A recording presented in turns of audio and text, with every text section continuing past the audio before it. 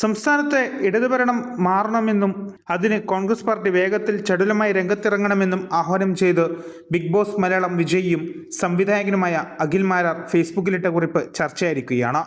ചിന്താശേഷിയില്ലാത്ത പ്രതിപക്ഷമായതുകൊണ്ട് അടുത്ത നിയമസഭാ തെരഞ്ഞെടുപ്പിലും ഇടതുപക്ഷം ജയിക്കുമെന്നാണ് അഖിൽ മാരാർ പറയുന്നത്. 2026 തെരഞ്ഞെടുപ്പിന് തൊട്ടു മുൻപായി സർക്കാർ വയനാട്ടിലടക്കം കാര്യങ്ങൾ ചെയ്ത് തുടങ്ങുമെന്നും ഇതോടെ പിണറായി മഹാനാകുമെന്നും അഖിൽ പറയുന്നു. അതിനു മുൻപ് പ്രതിപക്ഷം രംഗത്തിറങ്ങി കാര്യങ്ങൾ ചെയ്യണമെന്നാണ് അഖിലിന്റെ ഉപദേശം. അഖിൽ മാരാരുടെ പോസ്റ്റിനെ എതിർത്തും അനുകൂലിച്ചും സോഷ്യൽ മീഡിയയിൽ അഭിപ്രായ പ്രകടനങ്ങൾ ഉയരുന്നുണ്ട്. ജ്യോതിഷികൾ പറയില്ല ഇത്ര കറക്റ്റ് കാര്യം എന്നാണ് അഖിൽ മാരാരുടെ പോസ്റ്റിൽ വന്നിരിക്കുന്ന കമന്റുകളിൽ ഒന്ന്. കോൺഗ്രസിനെ സുഖിപ്പിക്കണം എന്നാൽ BJPയെ പിണക്കാനും പാടില്ല അണ്ണന്റെ നിരീക്ഷണം എന്ന് അഖിലിനെ പരിഹസിക്കുന്ന കമന്റുകളും ഉണ്ട്. ഒരു രക്ഷയുമില്ല, നീ അങ്ങ് കരഞ്ഞു തീർത്തോളൂ എന്ന് ഇടത് അനുഭാവികളും പ്രതികരിക്കുന്നു. ഈ കമന്റിന് അഖിൽ മാരാരുടെ മറുപടി ഇങ്ങനെ: ജനങ്ങളുടെ കണ്ണീര് കൊണ്ട് സ്വിമ്മിംഗ് പൂൾ ഉണ്ടാക്കി അതിൽ നീരാടി ജീവിക്കുന്ന മുഖ്യമന്ത്രി ഉള്ളപ്പോൾ എൻ്റെ കണ്ണീരിനും വിലയുണ്ട്. മിച്ചർ ചീഫ് മിനിസ്റ്റർ. ദേശീയപാത വികസനത്തിന്റെ ക്രെഡിറ്റ് മോദി സർക്കാരിന് നൽകിയ അഖിലിനുള്ള മറുപടി കമന്റ് ഇങ്ങനെ: ദേശീയപാത നിതിൻ ഗഡ്കരിയുടെയും നരേന്ദ്രമോദിയുടെയും ഇച്ഛാശക്തിയുടെ ഫലം ആണത്രേ.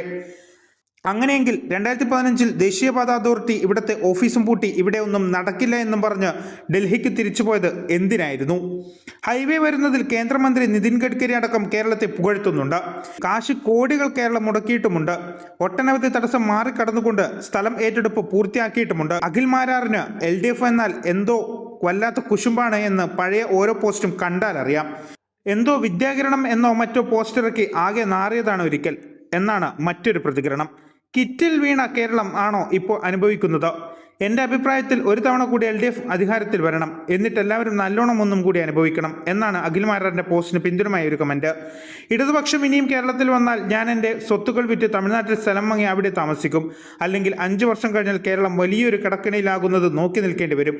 ചിലപ്പോൾ നമ്മുടെ കയ്യിൽ നിന്ന് അധികമായി കരം തുക കൂട്ടുകയും എല്ലാ സാധനങ്ങളും അധികം സെസ് ഏർപ്പെടുത്തുകയും ചെയ്യും എന്ന് മറ്റൊരാളും പ്രതികരിക്കുന്നു. വേറെ ശക്തമായ പ്രതിപക്ഷം ഇല്ല എന്നുള്ളതാണ് സത്യം. മറ്റ് ഏത് പാർട്ടി ഭരിച്ചാലും ഇപ്പോൾ CPM ചെയ്യുന്ന അത്രയും തന്നെ ചെയ്യും. കളവിന് ഒരു കുറവും ഉണ്ടാകില്ല എന്നും കമൻ്റുണ്ട്.